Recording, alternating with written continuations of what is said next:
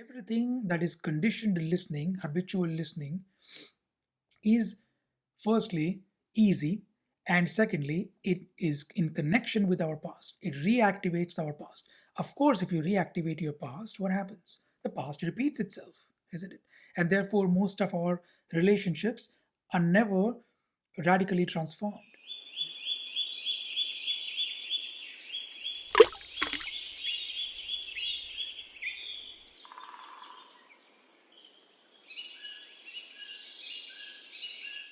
My name is Amit, and I'm a self awareness teacher and an author.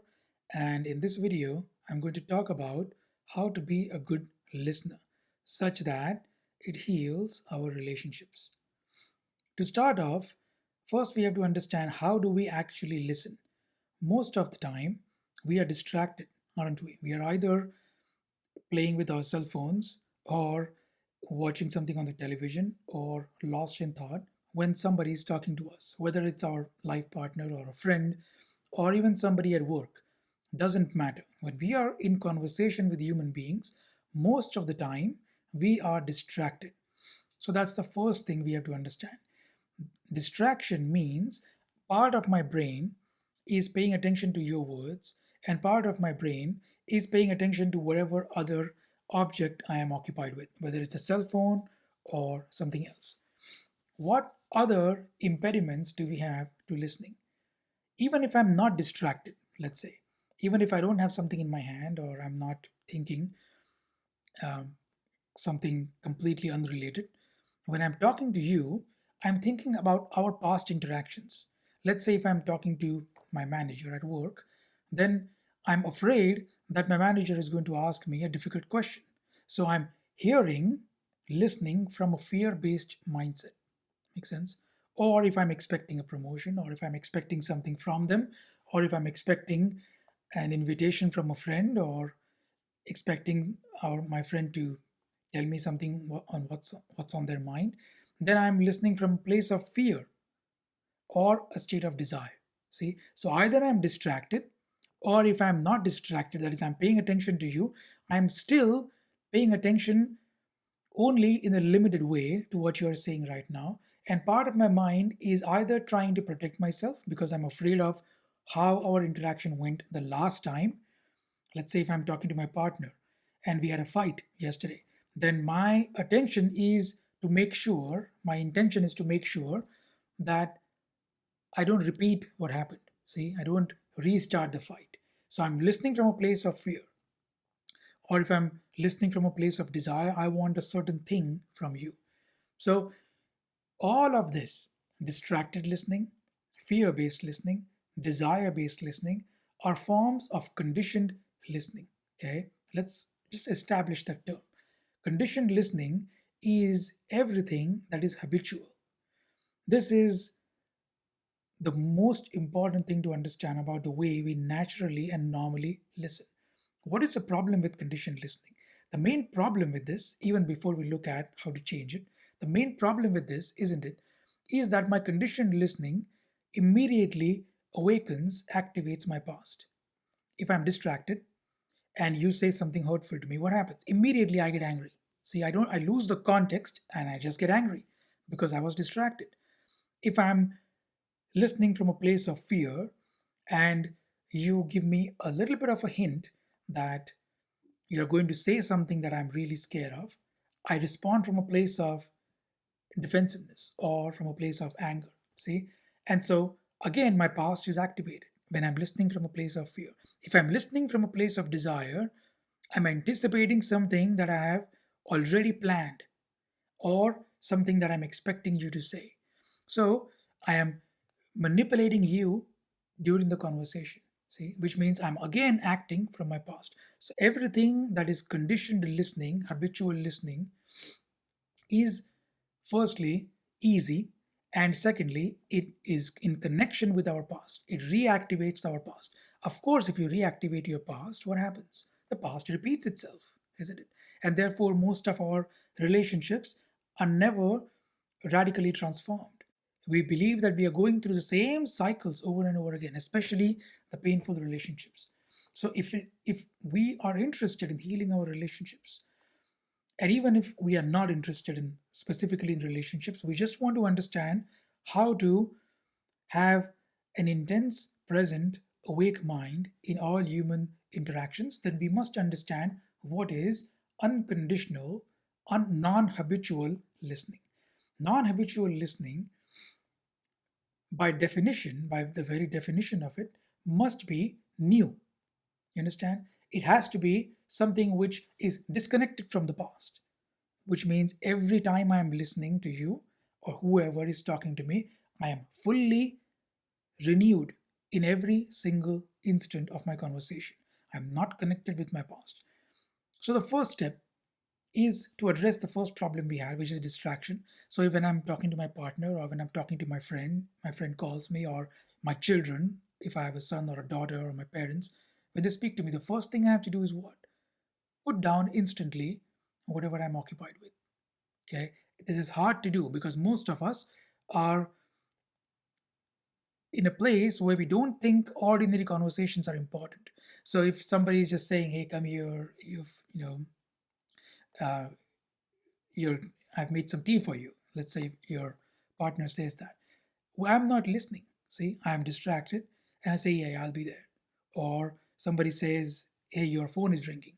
I'm not listening. I say, "Yeah, I'll pick it up," because we are so conditioned to be distracted. So that's the first thing we have to change, which is put away the distractions instantly when the relationship that you want to change is in effect, which is the person with whom I want to heal my relationship is talking to me. Instantly pay attention to whatever they are saying. That's the first thing. Second thing is when we put away the distractions, we have to become intensely aware and focused. Okay, so first is I put my distractions away. Second thing I do is I engage my senses, not just a sense of listening, but I engage other bodily senses too. I look clearly, I feel my physical sensations, and I make sure that I'm aware of all of them, which means I become totally present and focused on your words, on your presence. I start looking at you, perceiving you as if you were the only thing in my reality. And I know there are several problems that arise, such as, hey, if I give everything I have to listening to you, how would I protect myself? We'll come to it in a few minutes. But the second thing I do is I listen with total intensity. I start putting in effort in my listening. Remember, habitual listening is effortless. Habitual listening is carefree. It is casual. This is not casual. This is intentional. This is focused. Okay. I must weigh every single word that you're saying as if it was coming to me from heaven, let's say. I have to assume that you are God and I'm listening and watching God speak to me. How much intensity do you need to listen this way? Can you provide that kind of intensity to somebody in your life, even for an instant? Because if you do, then you're going to notice that your mind begins to transform itself. What happens because of this? What happens is when my conscious mind is totally engaged here in the here and now of listening, my fear and my desire are totally irrelevant.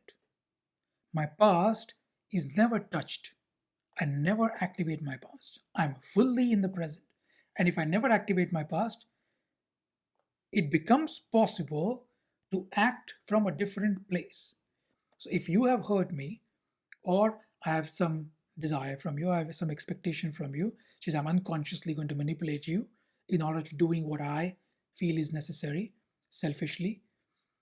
Now I cannot be selfish with you, even in the sense of protecting myself or hurting you or whatever. I cannot be selfish in my interactions, which is I start focusing on just the present moment and what is right in the present moment. My mind is now switched from who is right, who needs to be protected, from what is right.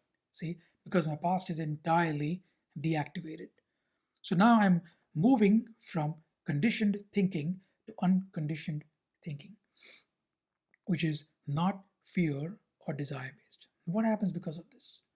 Something extraordinary happens when I put away my distractions, when I focus intensely, and when I'm in a neutral state of listening, which is not fear based or desire based. If you notice, all conditioned listening, the previous kind of listening we saw, is always intellect based, which is I'm intellectualizing, interpreting everything you are saying, and trying to see how that can benefit me. It is a selfish kind of listening. Conditioned listening is a selfish kind of listening. Even though you may be distracted, your ego is always watching out for its self interest. So it just leisurely, casually watches out for and protects its self interest and always activates the intellect. Okay. However, when there is unconditioned listening, you activate something else. You activate your intuition. You don't activate your intellect, which is I'm not going to rationalize everything, but I'm going to activate my intuition. Intuition activates when our conscious mind is totally engaged in whatever it is doing, and the subconscious mind is unstirred, undisturbed. When I'm casually listening, part of my conscious mind is listening to you, and part of my mind is engaging in the subconscious, which is my fears are awakening, my past anger, my desire, my emotions are coming up. And so, in that state of partial activation of conscious and unconscious mind, subconscious mind, intuition gets confused with the intellect. See, so whenever I'm responding to you, I don't know what I'm responding from. I'm responding from self-protection, even though I believe my intuition may be active. So when I'm listening in a conditioned way, my intellect is active. The difference between intellect based response and an intuition based response is that the intellect based response is not creative. The intellect based response simply is trying to do what is expedient, trying to do what is convenient in the given moment. But an intuition based response, that response is highly fluid, it is highly dynamic, it understands the nuances of human intelligence, of human emotions. And so an intuitive response becomes creative. It processes all the information, all the history, the emotional content you have, and comes up with the best possible response in the given situation. So, if you often, if you have ever experienced intuition based response, then it feels as if somebody else responded through you. That there was a question which was asked to you, whether it's at work or in a personal life situation, and your response to it was so correct, was so easy, was so precise that you often feel that felt different, that felt strange. I wonder who responded in that moment. Those are the moments when we are actually practicing unconditioned listening by accident. When we practice unconditioned listening by accident, we have these kind of holistic responses to the given challenges, which resolve the situation instantly. In that response, also is involved self protection, which is this intuition tells you if you must push back if somebody's trying to harm you, if you must tell them, hey, what you just said there wasn't correct. Have you thought about it in this particular way? Would you like to take back what you just said? See, and whatever you say is said in such a way that not only does it protect yourself, but it does not harm or hurt the other person.